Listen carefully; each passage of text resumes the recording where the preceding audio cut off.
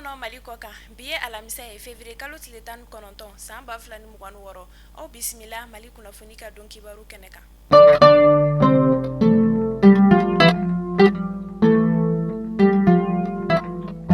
Kunnafoni di daminɛ la an ka bi kunnafoni galo bɛ tali kɛ an ka lakana finitigilakaw ka ɲɛma état major général des armées ale ka kunnafoni dilenw olu kɔnɔna na. An ka lakana finitigilakaw ka sanfɛ pankuru ka wulili ni sɛgɛsɛgɛli kɛra sababu ye ka taa bɔ jatigɛ wale tigilama jɛkulu dɔw kan Kemasina Segu marabolo kɔnɔna na février kalo tile 17 san 2026. Kunnafoniw olu y'a jira k'a fɔ ko bunteni fɔlɔ ko an ka lakana finitigilamaw taara bɔ jatigɛ wale tigilama dɔw kan ni u kun kelen don k'u yɛrɛ dogo ka janda an ka famaw ɲɛ mina an ka finitigilakaw ye se sɔrɔ ni maa kofɔlen ninnu kan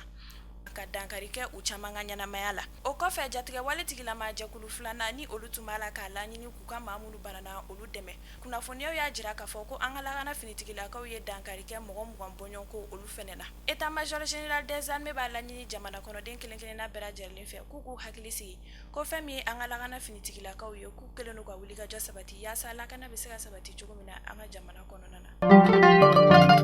Kunu araba février kalo tile 18 san 2026 ni o bɛnna conseil des ministres ma Kuruba palais ale kɔnɔna na an ka jamanakuntigi général d'armée Assimi Goïta ale ka ɲɛmaya kɔnɔna na min senfɛ an ka ministre min ka baara ɲɛsinen don kɛnɛya sabatili ma an ka jamana kɔnɔna na ni o ye ministre Assane Bajalo Touré ale ye lase kɛ k'a da jamanakuntigi kulo kan ni conseil des ministres in senfɛ ko fɛn min ye paludisme banakisɛw ye ko sɛgɛsɛgɛliw y'a jira k'a fɔ ko fɛn ma fara olu kan ka dɔgɔkun tɛmɛnen taw bɔ nka o n'a taw ta jamanakuntigi b'a laɲini jamana kɔnɔden kelen-kelenna bɛɛ lajɛlen fɛ k'u hakili to u yɛrɛ la ko an ka kɛnɛya tigilamaw ye ladilikan minnu di yaasa bɛɛ bɛ se ka kisi ni bana kofɔlen ma o bɛ se ka labato cogo min na an ka jamana kɔnɔna na.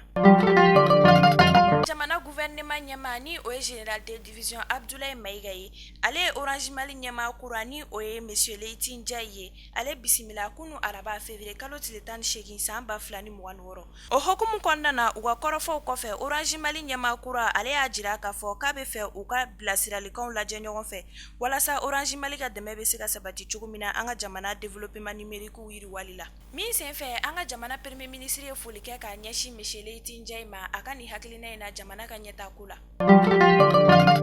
Février kalo tile 18 san 2026 kunnafoniyaw olu y'a jira k'a fɔ ko fɛn min ye jatigɛ wale tigilama dɔw ye k'u y'a laɲini ka bingani wale ta ka an ka lakana finitigilama dɔw sɛgɛrɛ Aguelhok ale ni Anafis furancɛla la Kidal marabolo kɔnɔna na min senfɛ u ka drone kamikaze 2 n'u y'a laɲini k'a fɔ k'u bɛ bingani wale ta ka an ka lakana finitigilakaw sɛgɛrɛ o kɛra sababu ye ka dankari kɛ u caman yɛrɛ ka ɲɛnamaya la ni o dɔw bɛ tali kɛ u ka ɲɛma Algabas Intala o denkɛ Mohamed Ag Intala ale ni Eliazid Ag Mohamed ni o ye Tessit sous-préfet kɔrɔ ye dankari kɛra olu ka ɲɛnamaya la ni bingani wale in senfɛ kunnafoniya jɔnjɔn o kɔni ma sɔrɔ a ko kan nka hali bi an ka lakana finitigilakaw kelen don ka wuli ka jɔ sabati yaasa lakana bɛ se ka sabati cogo min na an ka jamana kɔnɔna na. An bɛ taa an ka farikolo ɲɛnajɛ kunnafoniyaw la an ka balontannaw ka degeli karamɔgɔ min bɛ yen ni o ye Tom Saint-Fiti kunnafoniyaw y'a jira k'a fɔ ko directeur national des sports ye bolonɔ bila sɛbɛn dɔ kan k'a ɲɛsin fédération nationale de football CAF président ma ko fɛn min ye Tom Saint-Fiti ye ko ale bɛna bila ka bɔ an ka balontannaw ka degeli karamɔgɔya la.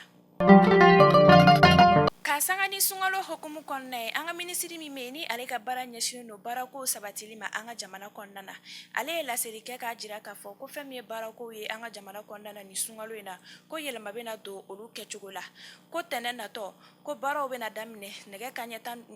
7 ka se miniti 30 ma ka taa ban nɛgɛ kanɲɛ 16 ka se miniti 30 ale ma ko fɛn min ye jumadon ye ko baaraw bɛ daminɛ nɛgɛ kanɲɛ 7 ka se miniti 30 ma ka taa ban nɛgɛ kanɲɛ 12 ka taa se miniti 30 ale ma halisa ala ka sunkalo tɛmɛ ko ɲuman di an bɛɛ lajɛlen ma. Mali kunnafoni lajɛbaw ni ne bɛ dan sigi an ka bi kunnafoni diniw la aw kan bɛɛ kunnafoni dikuraw olu kɛnɛ kan.